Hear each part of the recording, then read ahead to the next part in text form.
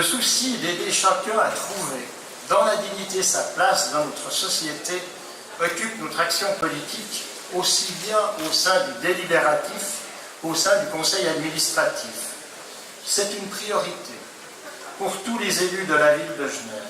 Et je ne saurais m'exprimer ce soir devant vous sans penser à tous ceux qui peinent à trouver leur place sur notre commune, à trouver un toit, à trouver un travail. Nos prérogatives communales restent bien modestes, en regard des difficultés que nous constatons jour après jour, mais ce n'est qu'une raison supplémentaire pour faire preuve d'imagination et de souplesse, pour faciliter la vie à tous les habitants de notre commune, quelles que soient leurs conditions, sans oublier les artisans et les entrepreneurs qui se battent tous les jours pour survivre aux embarras multiples d'une cité en plein développement. Mais chacun, à son niveau, a l'impérieuse obligation de faire mieux et encore plus pour celles et ceux qui ont souhaité les voir diriger une grande commune comme celle de Genève. Pour la deuxième fois, j'ai l'honneur, la chance et le défi d'incarner la fonction de maire de notre belle ville de Genève. Le président du conseil municipal a repris la situation que j'aime bien de Benjamin Barber. C'est donc un célèbre écrivain et essayiste américain qui avait dit « Si les maires gouvernaient le monde irait mieux ». Je vous rassure, je n'oserais évidemment pas prétendre que le monde irait mieux si je le gouvernais. Mais Barber a choisi cette formule pour mettre en avant l'importance de cette fonction et de son pouvoir d'action grâce à sa proximité avec la population et à la responsabilité très concrète d'assurer les meilleures conditions de vie possibles pour toutes et tous au quotidien.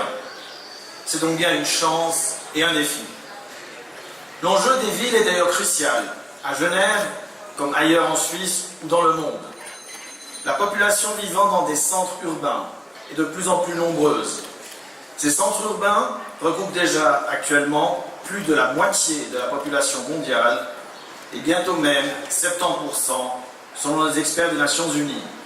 Et on ne compte pas moins de 12 autres communes genevoises ayant le statut de ville, dont certaines aussi grandes que bien d'autres villes romandes.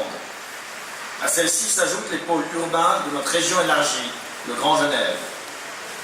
Le poids économique, culturel et social des villes est donc considérable. Il doit impérativement être mieux pris en compte.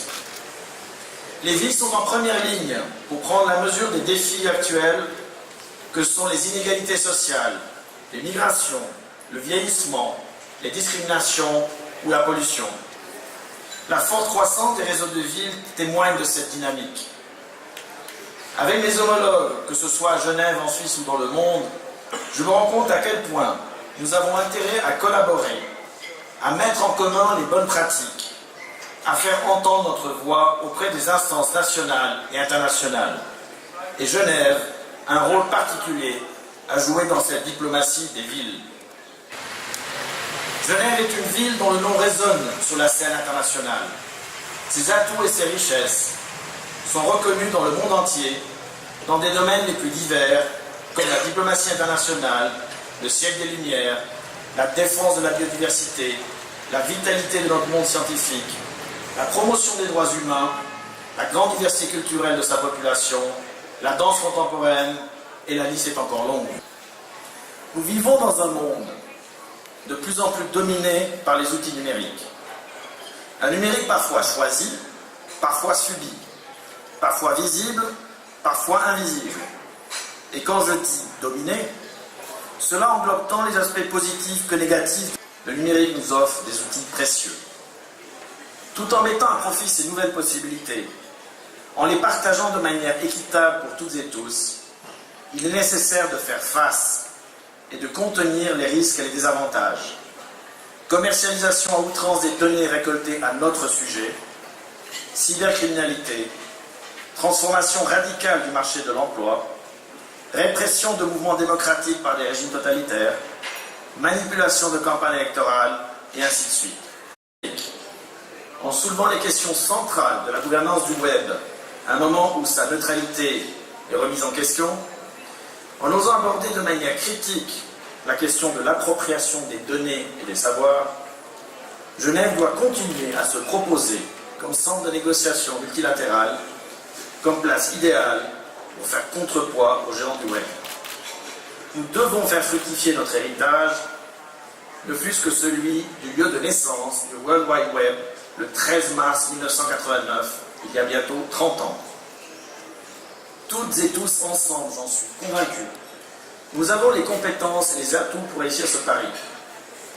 Dans ce monde d'aujourd'hui, qui peut paraître parfois très inquiétant, j'aime citer le célèbre philosophe marxiste italien Antonio Gramsci, qui disait « Je suis pessimiste avec l'intelligence, mais optimiste par la volonté. » Nous devons nous écouter, saisir les opportunités qui se présentent, savoir de temps à autre taire nos réticences et notre amour de la controverse pour le plaisir de la controverse.